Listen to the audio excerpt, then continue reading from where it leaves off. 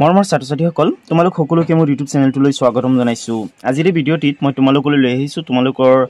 Assamese উন্মেষ কিতাপটোৰ যেটো second chapter আছে হহা আৰু সিংহ এই চেপ্টাৰটি কোৱেশ্চন আনসাৰ কিটা ঠিক আছে। এটো এটা দুনিয়া কাহিনী হয়, সো তোমালোকে এখিনি পঢ়িবা, কাহিনীটো ধুনিয়াকৈ পঢ়িবা, কাৰণ কাহিনীটো পঢ়িলে তোমালোকে প্ৰশ্ন উত্তৰবিলাক ইজিলি মনত ৰখাব পাৰিবা ঠিক আছে। মই তোমালোকৰ মানে প্ৰশ্ন উত্তৰ কিটা একেবাৰে শৰ্টকৈ লিখি আনিছো আৰু একেবাৰে ইজিকৈ লিখি আনিছো ঠিক আছে। সো তোমালোকে ভিডিঅ'টো একেবাৰে হেকলৈকে চাই থাকিবা আৰু গোটেই কিটা প্ৰশ্ন উত্তৰ লিখি লবা ঠিক আছে। আৰু তোমালোকৰ যেটো ফাৰ্স্ট চেপ্টাৰ আছে সেইটোৰ ভিডিঅ' মই বনাই চেনেলটোত আপলোড কৰি থৈ দিছো, সেই ভিডিঅ'টোৰ লিংক মই ডেসক্ৰিপচনত দি দিম ঠিক আছে। তো তোমালোকে ডেসক্ৰিপচনৰ পৰা সেই ভিডিঅ'টো চাব পাৰিবা, ডেসক্ৰিপচনত দিয়া লিংকত ক্লিক কৰি চাব পাৰিবা ঠিক আছে। সো এই ভিডিঅ'টো চোৱাৰ পিছত সেই ভিডিঅ'টো চাবৰ কাৰণে তোমালোকে ডেসক্ৰিপচনত যাবা, ডেসক্ৰিপচনত গৈ ডেসক্ৰিপচনত দিয়া লিংকত ক্লিক কৰি সেই ভিডিঅ'টো তোমালোকে চাব পাৰিবা ঠিক আছে। সো এতিয়া আমি এই যে ক্ৰিয়াকলাপ আছে তোমালোকৰ ক্ৰিয়াকলাপৰ যেটো 1 নম্বৰত দিছে হেতুৰ পৰা আৰম্ভ কৰিম। 1 নম্বৰত তোমালোকক দুটা এমসিকিউ দিছে ঠিক আছে। সো আসুনিয়াত কি কৈছে, ইয়াত তোমালোকক কৈছে যে তলত দিয়া প্ৰশ্নসমূহৰ শুদ্ধ উত্তৰটো বাছি উলিয়াই সঠিক বৃত্তটো পূৰ কৰা। তো ইয়াত তোমালোকক এটা প্ৰশ্ন কৰিছে আৰু ইয়াৰ 4টা অপচন দিছে ঠিক আছে। তো যোনটো শুদ্ধ হয় হেতু সিলেক্ট কৰিব লাগিব আৰু ইয়াত যি বৃত্ত দিছে বৃত্তটো এনেকে হেৰি কৰিব লাগিব, পূৰ কৰিব লাগিব ঠিক আছে। তো সোৱা ইয়াত তোমালোকক কৈছে জীৱ-জন্তুবোৰে অৰণ্যৰ পৰা হিখত নোহোৱা হৈ যাব বুলি কিয় ভয় কৰিছিল, কাৰণ অৰণ্যখনত মন্দমতি নামৰ এটা সিংহ আছিল ঠিক আছে। আৰু সিংহটোৱে যদে মদে জন্তুবোৰ বধ কৰিছিল আৰু সেইভাবে অৰণ্যত যিবিলাক জীৱ-জন্তু আছিল হিখতে ভাবিছিল যে হিখত এসময়ত অৰণ্যৰ পৰা নোহোৱা হৈ যাব ঠিক আছে। তো এই যেটো সেকেন্ড অপচন আছে ন, মন্দমতিয়ে যদে মতে জন্তুবোৰ বধ কৰাৰ বাবে এটো শুদ্ধ হৈ যাব আৰু বাকি যি ক খ গ আছে এইবিলাক অশুদ্ধ হয় ঠিক আছে। গতি তোমালোকে এই যেটো খত বৃত্তটো দিছে এটো ধুনিয়াকৈ এনেকে ব্ল্যাক পেনেৰে বা যিকোনো কলমেৰে, তোমালোকে ৰেড কলমক ইউজ নকৰিবা, ব্লু বা ব্ল্যাক যিকোনো কলমেৰে তোমালোকে এনেকে সাৰ্কেলটো কমপ্লিট কৰি পেলাবা ঠিক আছে। নেক্সট কোৱেশ্চনটো হৈছে তোমালোকৰ যে মন্দমতিয়ে কোৱাটোৰ ভিতৰলৈ কিয় জাপ মাৰিছিল।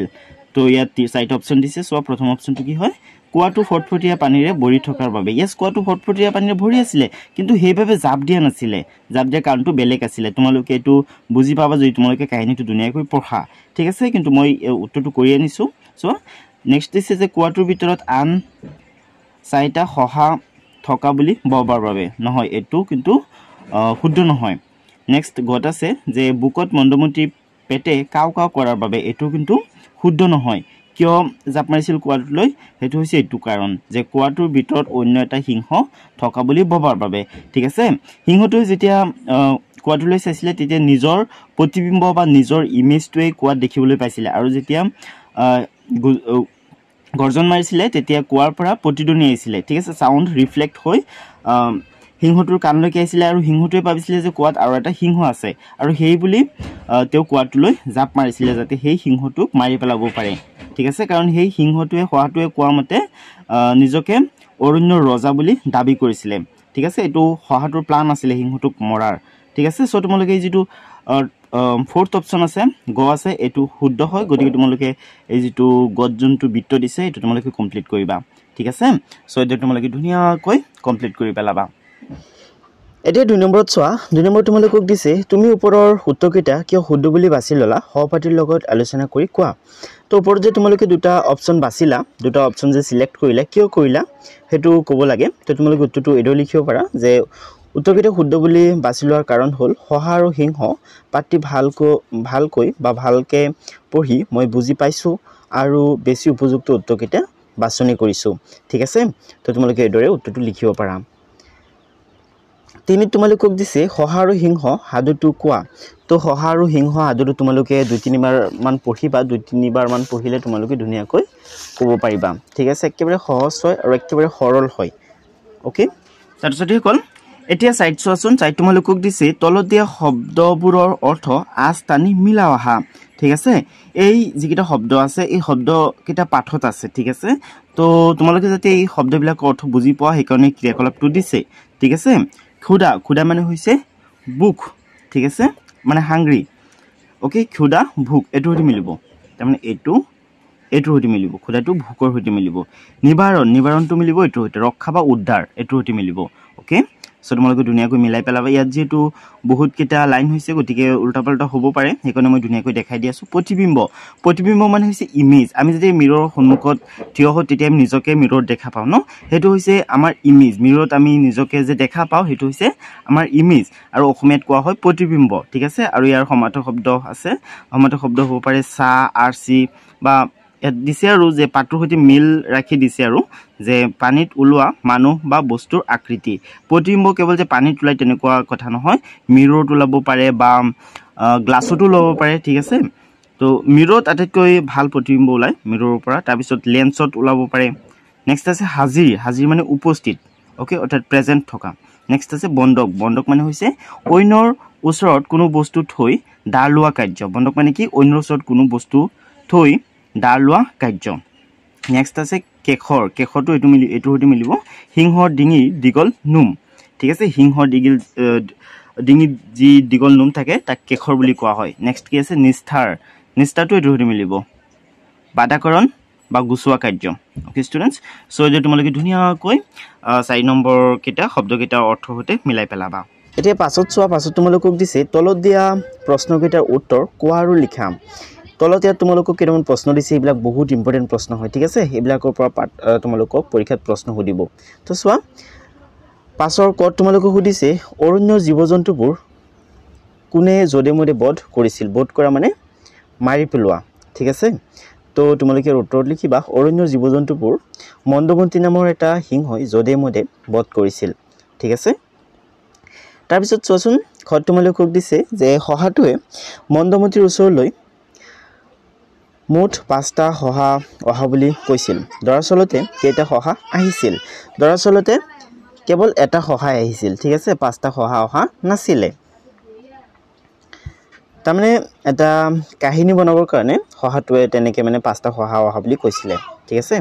তো তোমালোকে উত্তৰত লিখিবা শহাটোৱে মন্দমন্তীৰ ওচৰলৈ মুঠ 5টা শহা অহা বুলি কৈছিল দৰাচলতে এটাহে শহা আহিছিল তাৰপিছত চোৱা গত তোমালোকক দিছে যে কুৱাৰ পানীত প্ৰতিবিম্বটো দেখি মন্দমতীয়ে কি কৰিছিল যেতিয়া কুৱাৰ পানীত মন্দমতীয়ে প্ৰতিবিম্বটো দেখিছিল ইমেজটো দেখিছিল অৰ্থাৎ নিজকে দেখিছিল আৰু কুৱাৰ পানীত তেতিয়া মন্দমতীয়ে ভাবিছিল যে কুৱাত আৰু এটা সিংহ আছে তেতিয়া তেওঁ গৰজি উঠিছিল আৰু গৰজি উঠাৰ লগে লগে তাৰ গৰ্জনৰ শব্দ আহি তাৰ কাণত সোমাইছিল আৰু তেওঁ ভাবিছিল যে কুৱাৰ পৰা সিংহটোৱেও গৰজি আছে আৰু তেওঁ খঙতে কুৱাটোলৈ ঝাপ মাৰিছিল যাতে দ্বিতীয় সিংহটোক অৰ্থাৎ কুৱাত থকা সিংহটোক যাতে তেওঁ মাৰিব পাৰে আসলে কুৱাত কোনো সিংহই নাছিলে তেওঁ নিজকে দেখা পাইছিলে ঠিক আছে সো তোমালোকে উত্তৰ লিখিব লাগিব কুৱাৰ পানীত প্ৰতিবিম্বটো দেখি মন্দমতীয়ে গৰজি উঠিছিল এই গৰ্জনৰ প্ৰতিধ্বনি পাই কুৱাটোত জাপ দিছিল ওকে নেক্সট এতিয়া 6 নম্বৰত চোৱা 6 নম্বৰত আছে যে তলত দিয়া প্ৰশ্নকেইটাৰ উত্তৰ দলত আলোচনা কৰি লিখা ঠিক আছে তো ইয়াত কেইটামান প্ৰশ্ন দিছে প্ৰশ্নবিলাক উত্তৰ দলত আলোচনা কৰি লিখিবলৈ দিছে চোৱা কত কৈছে যে অৰণ্যৰ জীৱ-জন্তুবোৰে আলোচনা কৰি কি সিদ্ধান্ত লৈছিল সেইমতে কাম কৰিলে তেওঁলোকৰ কি লাভ হ'ব বুলি ভাবিছিল ঠিক আছে তো যেহেতু মন্দমতীয়ে যদে মদে জীৱ-জন্তু বধ কৰিবলৈ ধৰিছিল তেতিয়া অৰণ্যৰ বাকি জীৱ-জন্তুবিলাকে এটা ঘোষণা কৰিছিলে ঘোষণাটো এনেকুৱা আছিল যে প্ৰতিদিনে সিংহটোলৈ এটা জীৱ পঠাই দিয়া হ'ব সিংহটো ভোজনাৰ্থে ঠিক আছে আৰু মন্দমতীয়ে যাতে যদে মদে জীৱ-জন্তু বধ কৰা বন্ধ কৰি দিয়ে আৰু হেতু মন্দমতীয়ে একচেপ্ট কৰিছিলে সেইমতে প্ৰতিদিনে মানে মন্দমতীলৈ এটা কৈ জীৱ-জন্তু পঠাই দিয়া হৈছিল ঠিক আছে কিন্তু যেতিয়া শহাৰ পাল পৰিছিল তেতিয়া শহাটোৱে বুদ্ধি খটুৱাই সিংহটোক কুৱাত পেলাই দিছিল ঠিক আছে তো চোৱা তোমালোকে উত্তৰটো লিখিব লাগিব যে অৰণ্যৰ জীৱ-জন্তুবোৰে আলোচনা কৰি সিদ্ধান্ত লৈছিল যে মন্দমতীৰ বাবে প্ৰতিদিনে এটাকৈ জন্তু পাল পাতি পঠিয়াই থাকিব সেইমতে কাম কৰিলে সিংহৰ যদে মদে বধ কৰা বন্ধ হ'ব ঠিক আছে ষ্টুডেন্টস তো যদি লিখি লবা তোমালোকে নেক্সট আছে খ দিছে যে কুৱাৰ পানীত শহাটোৱে তাৰ প্ৰতিবিম্বটো দেখি কি বুদ্ধি পাঙিছিল ঠিক আছে যেতিয়া মানে শহাটোৰ পাল পৰিছিলে তেতিয়া শহাটো একেবাৰে চিন্তিত হৈ একেবাৰে লাচাৰ অৱস্থাত কুৱাটোৰ ওচৰলৈ গৈছিলে আৰু তাত নিজৰ প্ৰতিবিম্বটো বা ছাটো দেখিবলৈ পাইছিলে ঠিক আছে হেতু দেখি তেওঁ বুদ্ধি এটা কৰিছিল আৰু সেই বুদ্ধিমতে তেওঁ তাৰ মানে সেই বুদ্ধিটো আছিল যে সিংহটো কোনোমতে কুৱাৰ ওচৰলৈ অনা আৰু কুৱাটোত পেলাই দিয়া ঠিক আছে আৰু সেইমতে তেওঁ কাম কৰিছিলে আৰু তেওঁ সাকসেসও হৈছিলে ঠিক আছে মানে বুদ্ধিটোত সাকসেস হৈছিলে তো তোমালোকে উত্তৰ লিখিবা যে কুৱাৰ পানীৰ সহাটোৱে তাৰ প্ৰতিবিম্বটো দেখি বুদ্ধি পাঙিছিল যে যিকোনো ব্যৱস্থা কৰি সিংহ মন্দমতিক কুৱাৰ ওচৰলৈ আনিব পাৰিলে কুৱাত সিংহৰ প্ৰতিবিম্ব দেখা পালে প্ৰতিবিম্বটোক মাৰিবলৈ সিংহই কুৱাত জাপ দিব ঠিক আছে তো দেউ লিখিবা তোমালোকে তাৰ পিছত আছে গদ দিছে সিংহক পতিয়ন নিয়াবলৈ ভয়তে সহায় ইনাই বিনাই কি কথা কৈছিল তো উত্তৰ তোমালোকে লিখিবা সিংহক পতিয়ন নিয়াবলৈ ভয়তে সহায় ইনাই বিনাই কৈছিল সৰু জীৱটাৰে মহাৰাজৰ বুক নপলাব বুলি ভাবিছিলো হেই আমি পাঁচটা সহা একেলগে আপোনাৰ ওচৰলৈ আহি আছিলো বাটতে আন এটা সিংহই আমাক বাট বেটি ধৰি সুধিলে তহত কলৈ যাও তেতিয়া আমি ভয়ে ভয়ে কৈছিলো মহাৰাজৰ ভোজনাৰ্থে আজি আমাৰ পাল পৰিছে গতিকে আমি তেওঁৰ ওচৰলৈ গৈ আছো তেতিয়া সেই সিংহটোৱে তৰ্জন গৰ্জন কৰি কৈছিল এই বনৰ মই ৰজা তহতৰ অন্য ৰজা ক'ৰ পৰা ওলাল এতিয়াই তাক মোৰ ওচৰলৈ মাতি আন মই তাৰ লগত যুঁজি চাম যদি সি মুতকৈ বলি হয় তেন্তে সিয়েই তহতৰ ৰজা হ'ব তেতিয়া আমি আমাৰ ৰজাক মাতি আনগৈ বুলি কোৱাত সিংহটোৱে খঙেৰে কৈছিল সেই কথা হ'ব নোৱাৰে তহতে চল কৰি মোৰ পৰা হাৰি যাব নোৱাৰ তহতৰ পাঁচটাৰ চাৰিটা মোৰ ওচৰত বন্ধকত থাক এটাই গৈ তাক মোৰ ওচৰত হাজিৰ কৰহি গতিকে মহাৰাজ এতিয়া আপুনি ইয়াৰ এটা বিহিত ব্যৱস্থা লওক ঠিক আছে তো এতিয়া ধুনীয়াকৈ লিখি ল'বা তোমালোকে নেক্সট আছে কি গত তোমালোকক দিছে যে কুৱাটোৰ ভিতৰত সঁচাকৈয়ে আন এটা সিংহ লুকাই আছিল নে নাছিলে হয়নে তোমালোকে কাহিনীটো পঢ়িলে গম পাবা যে কুৱাৰ ভিতৰত আৰু বেলেগ কোনো সিংহ নাছিলে যদি নাছিল মন্দমতিয়ে কিয় কুৱাটোত জাপ মাৰিছিল কাৰণ মন্দমতিয়ে কুৱাটোৰ ভিতৰত নিজৰ প্ৰতিবিম্ব বা নিজৰ ইমেজটো দেখিবলৈ পাইছিল ওকে সো তোমালোকে উত্তৰত লিখিবা যে কুৱাটোৰ ভিতৰত সঁচাকৈয়ে আন এটা সিংহ লুকাই নাছিলে বা তাৰপিছত লিখিবা মন্দমতি কুৱাটোত জাপ দিছিল কাৰণ কুৱাত মন্দমতিয়ে জুমি চোৱাত কুৱাত তাৰ প্ৰতিবিম্ব দেখা পাই মন্দমতি গৰজি উঠিছিল মন্দমতিৰ সেই গৰ্জন কুৱাৰ ভিতৰৰ পৰা প্ৰতিধ্বনি ওলাই আহিছিল লগে লগে মন্দমতিয়ে কুৱাৰ ভিতৰত থকা সিংহটোক দৰু বুলি কুৱাটোত জাপ মাৰিছিল ঠিক আছে চৈদ্য লিখি লোৱা তোমালোকে এতিয়া চোৱা হাতত দিছে কোনে কাক কিয় কৈছিল লিখা তো তলত দিয়া এই কথাবিলাক বা যুক্তিবিলাক কোনে কৈছিল কাক কৈছিল কেতিয়া কৈছিল লিখিবলৈ দিছে তো চোৱা কি কৈছে প্ৰথমে যে এনে কৰিলে আপুনি শিকাৰ দৌৰিবলৈ একো কষ্ট কৰিব নালাগে আৰু অনাহাৰে খাই বৈ থাকিব পাৰিব তো এই কথাটো অৰণ্যৰ বাকি জীৱ-জন্তুবিলাকে কৈছিলে কাক কৈছিলে সিংহ মন্দমতিক কৈছিলে তো তোমালোকে লিখিবা এনে কৰিলে আপুনি শিকাৰ দৌৰিবলৈ একো কষ্ট কৰিব নালাগে আৰু অনাহাৰে খাই বৈ থাকিব পাৰিব এই কথাৰ জীৱ-জন্তুবোৰে সিংহ মন্দমতিক কৈছিল যাতে যদে মদে সিংহ মন্দমতিয়ে জীৱ-জন্তুবোৰক বধ নকৰে ঠিক আছে অৰ্থাৎ যাতে মাৰি নেপেলায় সেইকাৰণে অৰণ্যৰ জীৱ-জন্তুবিলাকে এটা সভা পাতিছিল আৰু সভাত এইটো সিদ্ধান্ত লৈছিল ঠিক আছে নেক্সট আছে কি খ দিছে কি তাৰ ইমান ডাঙৰ হাঁহ বা ইমান হাঁহ এতিয়াই মোক তাৰ ওচৰলৈ লৈ বল আজি মোৰ হাতৰ পৰা সি কোনো মতেই নিস্তাৰ নাপাব তো এই কথাটো কোনে কৈছিল এই কথাটো সহাৰ কথা শুনি সিংহ মন্দমতিয়ে কৈছিলে খঙতে ঠিক আছে তো উত্তৰ তোমালোকে লিখিবা কি তাৰ ইমান হাঁহ এতিয়া মোক তাৰ ওচৰলৈ লৈ বল আজি মোৰ হাতৰ পৰা সি কোনো মতেই নিস্তাৰ নাপাব এই কথাৰ সিংহ মন্দমতিয়ে সহাটোক কৈছিল কাৰণ সহাটোৱে কৈছিল বাটত আন এটা সিংহ নিজক ৰজা বুলি কৈছে আৰু আমাৰ চাৰিজন সহাক বন্ধক ৰাখিছে ছাত্ৰ-ছাত্ৰীসকল এতিয়া আঠত চোৱাচোন আঠত তোমালোকক দিছে বিপৰীত অৰ্থ বুজোৱা শব্দবোৰ পাঠৰ পৰা বিচাৰি উলিয়াই লিখা কি কৈছে বিপৰীত অৰ্থ বুজোৱা শব্দবোৰ তোমালোকক পাঠৰ পৰা বিচাৰি উলিয়াই লিখিবলৈ দিছে অৰ্থাৎ ইয়াত যিকেইটা শব্দ আছে ন এই শব্দবিলাকৰ যোনবিলাক শব্দই অপোজিট মিনিং বুজায় বা বিপৰীত অৰ্থ বুজায় সেই শব্দবোৰ তোমালোকক পাঠৰ পৰা বিচাৰি উলিয়াই লিখিবলৈ দিছে তো মই তোমালোকৰ কাৰণে ধুনীয়াকৈ লিখি আনিছোঁ চোৱা নিৰ্বলী অ'কে যাৰ মানে বল নাই তাক নিৰ্বলী বুলি কোৱা হয় তো ইয়াৰ যিটো বিপৰীত অৰ্থ বুজোৱা শব্দ হ'ব সেইটো কি হ'ব সেইটো হ'ব বলি ঠিক আছে সুখ একেবাৰে যি হয় ইয়াৰ বিপৰীত অৰ্থ বুজোৱা শব্দটো হয়নে সেইটো হৈছে দুখ নেক্সট আছে স্থিৰ কি হ'ব অস্থিৰ দূৰ কি হ'ব ওচৰ ঠিক আছে বৰ্জন কি হ'ব গ্ৰহণ প্ৰজা হ'লে কি হ'ব ৰজা তোমালোকে ইয়াত আকৌ ৰজাৰ বিপৰীত শব্দ লিখিবলৈ দিলে তোমালোকে প্ৰজা বুলিয়ে লিখিবা, ৰাণী বুলি নিলিখিবা। ৰাণী হৈছে বিপৰীত লিংগ বুজোৱা শব্দহে, ঠিক আছে। অসন্মত হ'লে হ'ব সন্মত, চঞ্চল হ'লে হ'ব অচঞ্চল। অ'কে, চ' এতিয়া তোমালোকে ধুনীয়াকৈ এইকেইটা লিখি পেলাবা। এতিয়া 9 নম্বৰত চোৱা, ইয়াত তোমালোকক কৈছে বাক্য ৰচনা কৰা। ইয়াত তোমালোকক বাক্য ৰচনা কৰিবলৈ দিছে। ইয়াত তোমালোকক 5টা শব্দ দিছে। শব্দকেইটা পাঠত আছে। ৰাজত্ব, ৰাজত্ব মিনছ ৰুল কৰা, ৰাজত্ব কৰা, হয়নে? ৰজাজনে দেশখনত ৰাজত্ব চলাইছিল, ঠিক আছে। বা তোমালোকে লিখিব পাৰা যে সিংহই অৰণ্যত ৰাজত্ব কৰে। নেক্সট আছে প্ৰস্তাৱ। তেওঁ এটা ভাল প্ৰস্তাৱ দিছে বা তোমাৰ প্ৰস্তাৱটো গ্ৰহণযোগ্য বা তুমি এটা ভাল প্ৰস্তাৱ দিছা, ঠিক আছে। নেক্সট আছে প্ৰতিবিম্ব। প্ৰতিবিম্ব মানে ইমেজ, ঠিক আছে। পানীত মোৰ মুখৰ প্ৰতিবিম্ব দেখা গৈছে। নেক্সট আছে প্ৰতিধ্বনি। অ'কে, প্ৰতিধ্বনি মানে ৰিফ্লেক্টেড চাউণ্ড। পৰ্বতত শব্দৰ প্ৰতিধ্বনি শুনা যায়, ঠিক আছে, বা শুনা গৈছিল। তাৰমানে পৰ্বতৰ ওখ ওখ বেৰ আছে ন, তো আমি যেতিয়া পৰ্বতৰ ওচৰত বা অলপ দূৰৰ পৰা মাত দিওঁ বা কিবা চাউণ্ড যায় পৰ্বতৰ বেৰবিলাকত খুন্দা খাই আকৌ উভতি আহে, ঠিক আছে। তো উভতি অহা চাউণ্ড আমি যেতিয়া শুনিবলৈ পাওঁ তেতিয়া বেছিকেলি আমি প্ৰতিধ্বনিহে শুনিবলৈ পাওঁ। অনায়াসে তাৰমানে একেবাৰে ইজিলি তেওঁ অনায়াসে কামটো কৰি পেলালে, ঠিক আছে। চ' ষ্টুডেণ্টছ, তোমালোকে এইদৰে ধুনীয়াকৈ বাক্য ৰচনা কৰিবা। এতিয়া ইয়াত চোৱাচোন, ইয়াত তোমালোকক কৈছে জানো আহা। চোৱা, ভোকত মোৰ পেটে কাও কাও শব্দ কৰিছে। ইয়াত কাও কাও হ'ল ভোকত পেটত সৃষ্টি হোৱা শব্দৰ অনুকৰণত কোৱা শব্দ। এনেদৰে জীৱ জন্তু, চৰাই চিৰিকটি, গাড়ী মটৰ আদিৰ শব্দৰ অনুকৰণত সৃষ্টি হোৱা শব্দবোৰেই হ'ল অনুকাৰ শব্দ, যেনে কাউৰীৰ কা কা, কুকুৰৰ ভৌ ভৌ, অ'কে, মেঘৰ গিৰ গিৰ, গৰুৰ টিক টিক আদি। তো ইয়াত তোমালোকক অনুকাৰ শব্দৰ এটা ধাৰণা দিব বিচৰা হৈছে। অনুকাৰ শব্দ মানে সেইবিলাক শব্দ, যোনবিলাক শব্দ মানে কিবা বস্তু বা কিবা জীৱ জন্তু বা গাড়ী মটৰ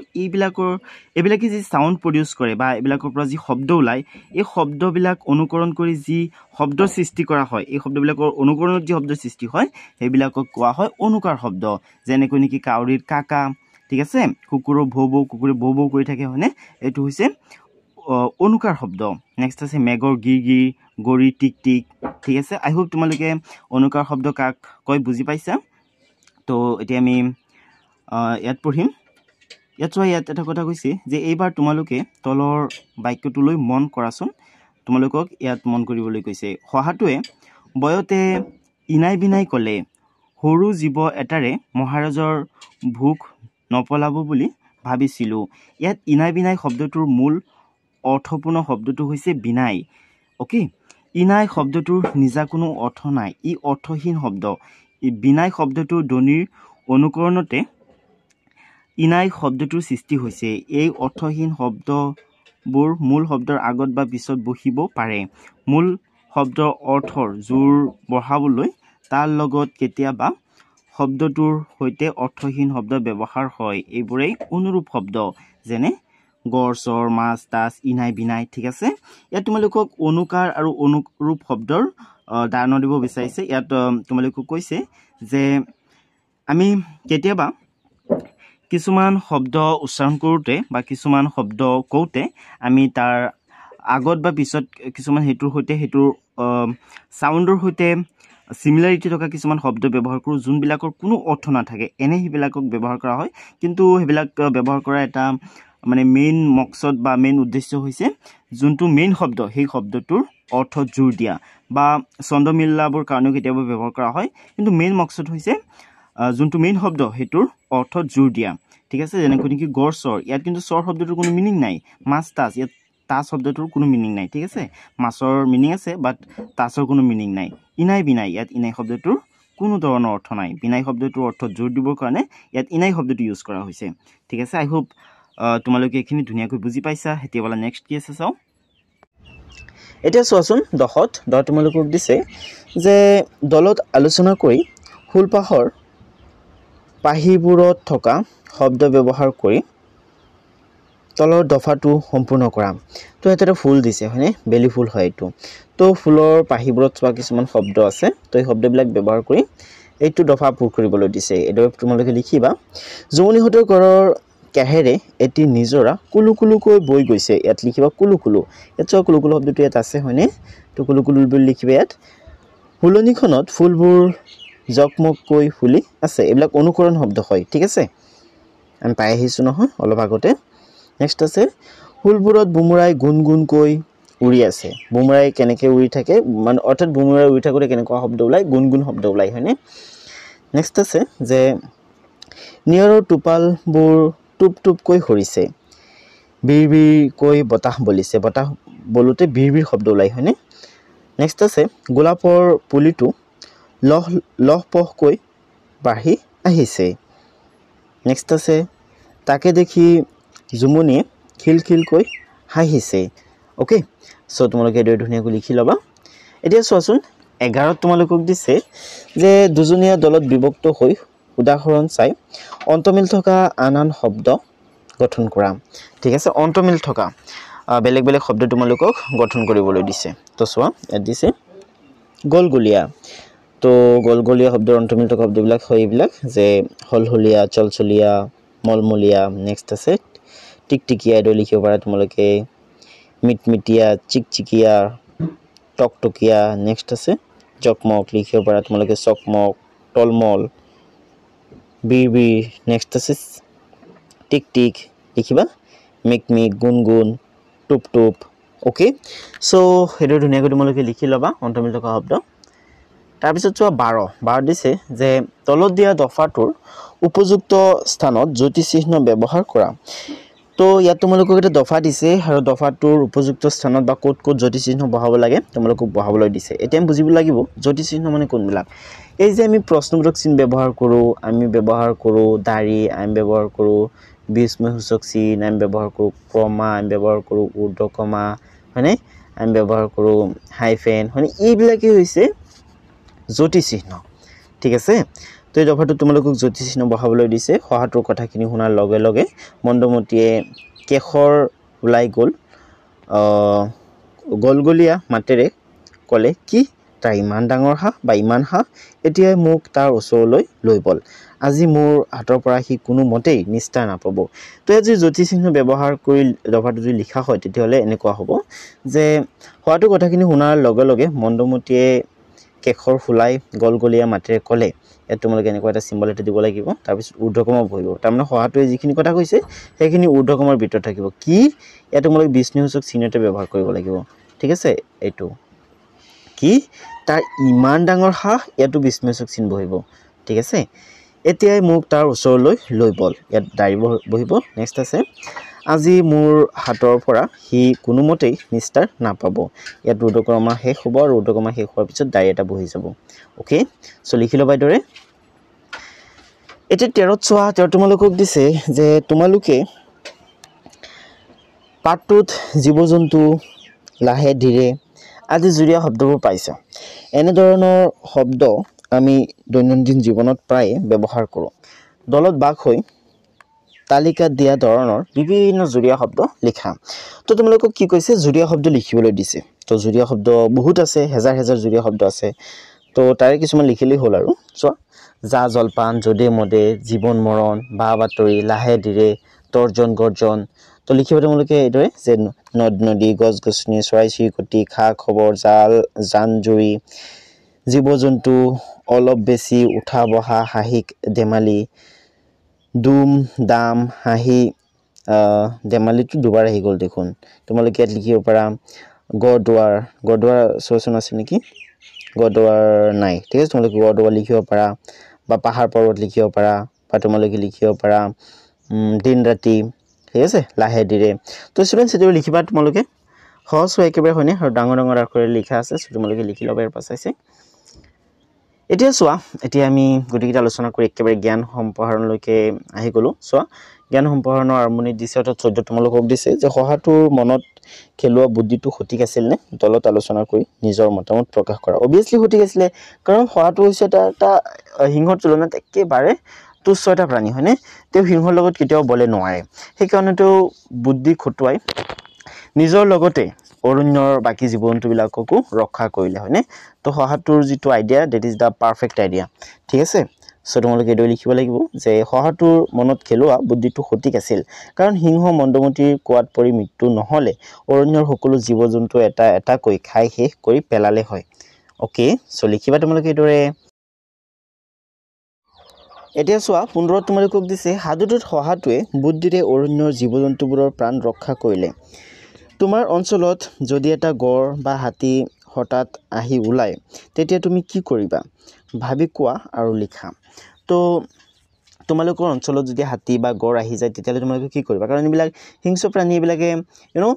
হানি পहुঁচাব পাৰে অৰ্থাৎ ক্ষতি কৰিব পাৰে ন সো এইবিলাক যদি তোমালোকৰ অঞ্চলত আহি যায় তোমালোকে কেনেকৈ ষ্টেপ লবা তোমালোকে কি কৰিবা সেই বিষয়ে তোমালোকক লিখিবলৈ দিছে তো তোমালোকে এইটো লিখিবা যদি মোৰ অঞ্চলত হঠাৎ এটা গড় বা হাতী আহি ওলায় তেতিয়া প্ৰথমতে মই ভয় নাখাই শান্ত থাকিবলৈ চেষ্টা কৰিম তাৰ পাছত মই যথাসম্ভৱ নিৰাপদ স্থানলৈ গুচি যাম তাৰ পিছত পুলিচ বা বন বিভাগক তৎক্ষণাত খবৰ দিম যাতে হিখতে সঠিকভাৱে ব্যৱস্থা ল'ব পাৰে ঠিক আছে আৰু গড় থাকিলেতো গড়ৰ ভিতৰত আৰু দৰ্জা খিৰিকীবিলাক বন্ধ কৰি দিব লাগিব আৰু যাতে গড় সোমাব নোৱাৰে হাতী বা গড় এইবিলাক ঠিক আছে আৰু হাই হুলস্থুল কৰিব নালাগে ওকে আৰু ওচৰত থিয় হৈ ভিডিঅ' কৰা এইবিলাক বেয়া কাম ঠিক আছে এইবিলাক কৰিলে বিপদৰ পৰা সম্ভাৱনা থাকে তো তোমালোকে এইদৰে লিখিবা ধুনীয়াকৈ আৰু তোমালোকৰ যদি বেলেগ কিবা আইডিয়া থাকে পাৰফেক্ট আইডিয়া তেতিয়াহ'লে তোমালোকে লিখি দিবা ঠিক আছে তো এতিয়া চোৱা 16 দিছে যে সহাটোৱে কৌশলেৰে মন্দমতিৰ পৰা নিজৰ লগতে অৰণ্যৰ জীৱ-জন্তুবোৰক ৰক্ষা কৰিলে সহাটোৱে অৱলম্বন কৰা এই কৌশলৰ লগত তুমি সহমত হয়নে সপক্ষে আৰু বিপক্ষে যুক্তি দিয়া তো আমি যদি সহাটোৰ ফালৰ পৰা চাবলৈ যাওঁ তেতিয়াহ'লে সহাটোৱে যিটো হেৰি কৰিছে বুদ্ধি কৰি যিটো কাম কৰিছে সেইটো একেবাৰে পাৰফেক্ট হয় ঠিক আছে আৰু সিংহটোৰ ফালৰ পৰা যদি চাবলৈ যাওঁ তেতিয়াহ'লে সিংহৰ সৈতে দোকাবাজি কৰিছে ন সিংহৰ সৈতে প্ৰতাৰণা কৰিছে সহাটোৱে ন সো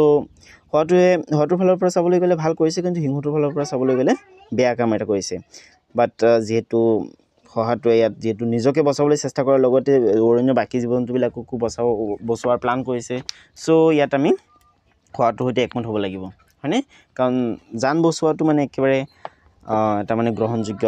কাম আৰু ঠিক আছে সো তোমালোকে লিখিবা হয় মই সহাটোৱে অৱলম্বন কৰা কৌশলৰ লগত সহমত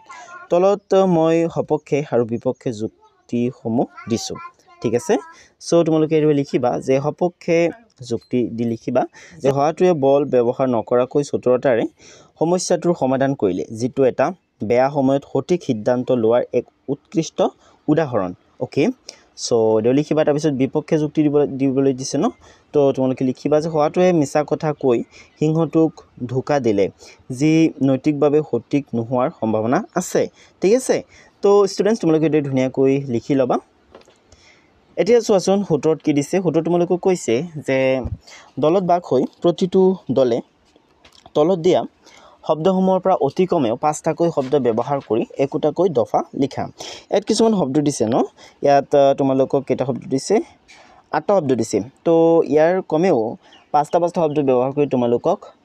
এটাকৈ দফা লিখিবলৈ দিছে তো চোৱা শব্দকেইটা কি হয় টং টং পৰিপাটি টিকটিকিয়া জকমক খবজপ মিচিক মাছাক গলগলীয়া ৰজনজনা ওকে তো তোমালোকে মানে মই এটা ধুনীয়া দফা লিখি নিছোঁ তোমালোকে এইটো লিখিব পাৰা আৰু বাকী তোমালোকে ট্ৰাই কৰিবা নিজে লিখিবৰ কাৰণে চোৱা সন্ধিয়া ঘৰত টং টং শব্দত ঘণ্টা বজাৰ লগে লগে মই পৰিপাটিকৈ ৰুমটো সাজিবলৈ ধৰিলোঁ বাহিৰত টিকটিকিয়া বতাহৰ লগত পাতবোৰ জকমক কৰি আছিল ৰান্ধনীঘৰত গলগলীয়া শব্দত কিছু ৰন্ধা হৈছিল তেতিয়া মই থালবোৰ উঠাব খোজোতেই আচৰিতভাৱে খুন্দা খাই খব জব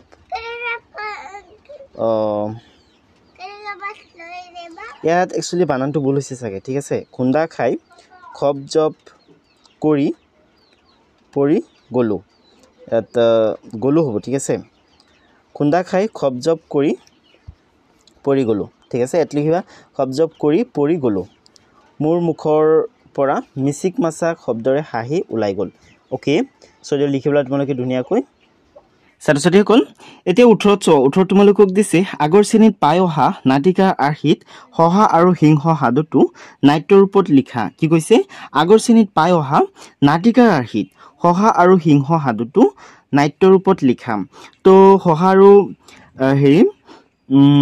সিংহ এই যেটো সাধু আছে এটোক তোমালোকক নাট্য ৰূপত লিখিবলৈ দিছে এইবিলাক কিন্তু পৰীক্ষাত নাহে ঠিক আছে পৰীক্ষাৰ দৃষ্টিকোণৰ পৰা এইবিলাক ইম্পৰ্টেন্ট নহয় সো তোমালোকৰ মৰ্জি শিক্ষকে তোমালোকক এইবিলাক কৰোতে সহায় কৰিব ঠিক আছে কিন্তু এইবিলাক পৰীক্ষাত নাহে এই কাৰণে মই কৰাই দিয়া নাই ওকে আৰু ভিডিঅ'টো অলৰেডি বহুত দীঘল হৈ গৈছে হয়নে তো এইবিলাকলৈ মই বেছি ধ্যান দিয়া নাই কাৰণ এইবিলাক পৰীক্ষাত নাহে ঠিক আছে এটা 19ত চোৱা 19 তোমালোকক দিছে আগৰ 18 নম্বৰ প্ৰশ্ন অনুসৰি প্ৰস্তুত কৰা নাটিকাখন অভিনয় কৰি ভিডিঅ' ৰেকৰ্ডিং কৰা ঠিক আছে তো তোমালোকক 18ত নাটিকাখন নাইটৰ ওপৰত লিখিবলৈ দিছে তাৰপিছত তোমালোকক নাইটৰ ওপৰত লিখি নাটিকাখন অভিনয় কৰিবলৈ দিছে ঠিক আছে অভিনয় কৰি ভিডিঅ' ৰেকৰ্ডিং কৰিবলৈ দিছে সো এইবিলাক তোমালোকে নিজে নিজে কৰিব লাগিব ওকে কিন্তু এইবিলাকো পৰীক্ষাত নাহে প্ৰকল্প এটাও পৰীক্ষাত নাহে সো তোমাৰ আটাইতকৈ ভাল লগা যিকোনো এটা সাধু কথাৰ বিষয়ে তলত দিয়া ধৰণে কোৱা আৰু লিখা সাধুটোৰ নাম ক'বলৈ দিছে তোমালোকৰ ভাল লগা সাধুৰ কথা কৈছে আৰু তোমালোকৰ যোনটো সাধু ভাল লাগে হেতুৰ কথা কৈছে আৰু ঠিক আছে সাধুটোৰ নাম তাৰ পিছত কোনখন সাধু কথাৰ পুথিৰ অন্তৰ্গত লেখক বা সংকলনৰ নাম তাৰ পিছত সাধুটোৰ কাহিনী কেনেকুৱা হেতু নেক্সট আছে সাধুটো ভাল লগাৰ কাৰণ সাধুটো তোমালোকৰ কিয় ভাল লাগে তোমালোকৰ কিয় ফেভাৰিট হয় সাধুটোৰ পৰা কি শিকিলা আৰু সাধুটোৰ পৰা আমি কি বা তোমালোকে কি নীতি শিক্ষা ল'ব পাৰা বা কি সাধুটোৰ জৰিয়তে তোমালোকক কি মেছেজ দিব বিচাৰিছে সেইবিলাক তোমালোকে মানে লিখিবা ঠিক আছে সো এইবিলাক পৰীক্ষাত নাহে তো মোৰ ষ্টুডেন্টস আজি ভিডিওটো মই ইমানতে শেষ কৰিব বিচাৰিছো তোমালোকৰ যেটো থাৰ্ড চেপ্টাৰ আছে পুথি অধ্যয়ন এই চেপ্টাৰটোৰ ভিডিওটো মই অতি শীঘ্ৰে আপলোড কৰিম সো তোমালোকে চেনেলটো সাবস্ক্ৰাইব যদি এতিয়ালৈকে কৰা নাই কৰি পেলোৱা আৰু এই যেটো তৃতীয় নম্বৰ চেপ্টাৰ আছে ন ইয়াৰ লিংক আৰু তোমালোকৰ যেটো ফাৰ্স্ট চেপ্টাৰ আছে ইয়াৰ লিংক ডেসক্ৰিপচনত দিয়া আছে তোমালোকে ডেসক্ৰিপচন চেক কৰিবা আৰু তোমালোকে ইন স্ক্ৰিনতো পাই যাবা ঠিক আছে আই থিংক ইন স্ক্ৰিনত নাপাব পাৰে যেটো ক্লাস 6 ৰ ভিডিও হয় ইন স্ক্ৰিন অফ থাকিব তোমালোকে ডেসক্ৰিপচনৰ পৰা চাব পাৰিবা বা তোমালোকে প্লেলিষ্ট প্লেলিষ্টত গলে তাৰ পৰা তোমালোকে ভিডিওটো চাব পাৰিবা তো তোমালোকে এটা কাম কৰিবা প্লেলিষ্ট ভিজিট কৰিবা তাত তোমালোকে কেৱল আসামিছৰ যে ভিডিও বিলাক পাবা তেনেকুৱা নহয় তোমালোকে ক্লাস 6 ৰ গুটেই কেইটা কিতাপৰ গুটেই কেইটা চেপ্টাৰৰ ভিডিও তাৰ পৰা তোমালোকে চাব পাৰিবা ঠিক আছে